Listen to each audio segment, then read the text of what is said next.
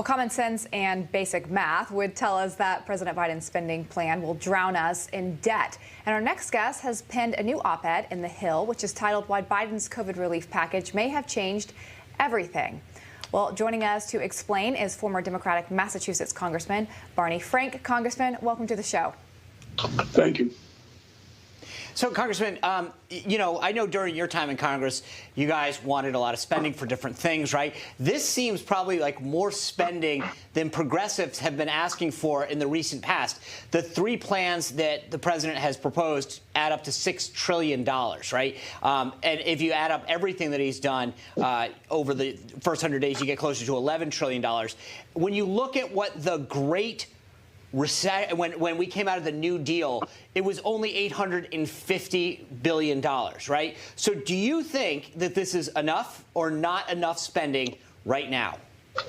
I think it's enough. By the way, when you talk about when we were in power, I voted against the Iraq War. So when people want to compare who incurred deficit, having voted against the Iraq War, if I'd been in the majority, the deficit would be trillions less between the cost of the war and the cost going forward of taking care of our veterans, whom we owe even more to than we've done. Secondly, what we are doing with much of this program is improving the economy. We all talk about productivity.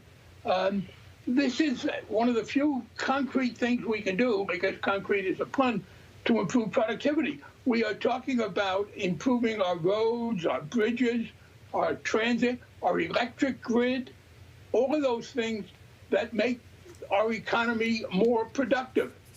Of course, we're not talking about doing this all in 1 year. Many of these things are, by the way, if we were a private company or even a state, we wouldn't be spending these things out of current revenue. We would be bonding them because they are long-lasting. The highways, the bridges, the grid, as I said. So, yes, I think we can easily afford it. And the last thing I would say is people on the conservative side, some of them, have been predicting inflation. But the Donald Trump's appointees, I guess who were appointed while you were there, Sean, to the Federal Reserve, have said, no, we have this under control.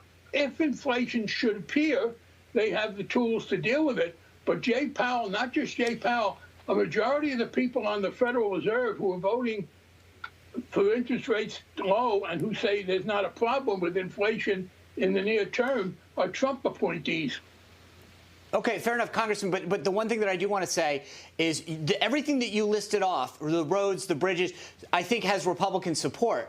The question is all that other stuff that's not infrastructure spending, the child care. That's where I think Republicans have a problem. Well, here's my problem with the Republicans, Sean. I think they have been more irresponsible on deficit than I have. As I said, I think, you know, the best 1-2 punch, if you love deficits, was George Bush's tax cut and 2 wars. Paying for 2 wars with a big tax cut is not really prudent. But beyond that, what the Republicans have proposed, and they've proposed an additional $700 billion, I think, in physical infrastructure, they don't pay for it.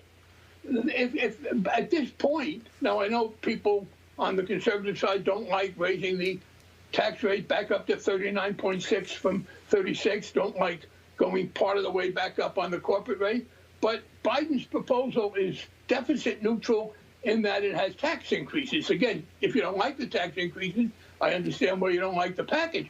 But the Republican senators have proposed a $700 billion addition with 0 offsetting revenue. So if you did the 2 packages, they'd make the deficit worse.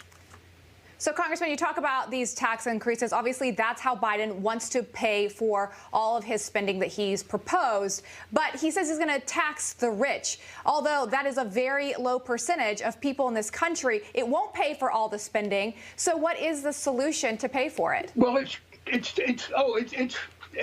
taxing people who make more than $400,000 a year.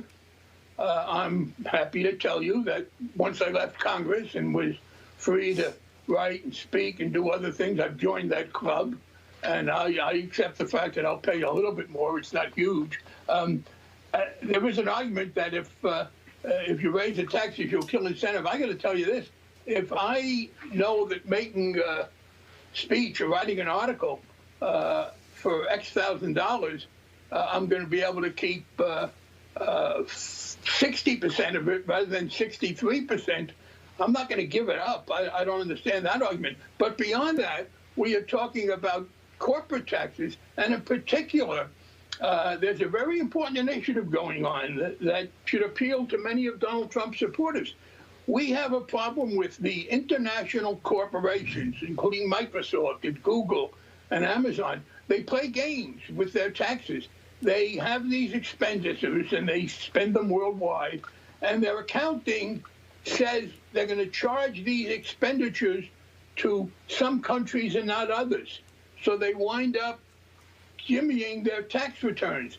And one of the things we are pushing for, Janet Yellen is to get an agreement, international, that we will not stand for this and that the countries won't play games to get the lower taxes. Beyond that, I do believe, look, Bill Clinton raised taxes in 1993. The economy went on to do very well. There is a point at which you can tax ourselves out of prosperity. Wow. But I think this economy is stronger than people think, and that I believe both liberals and conservatives exaggerate the impact of relatively small tax increases in the single percentage in rates.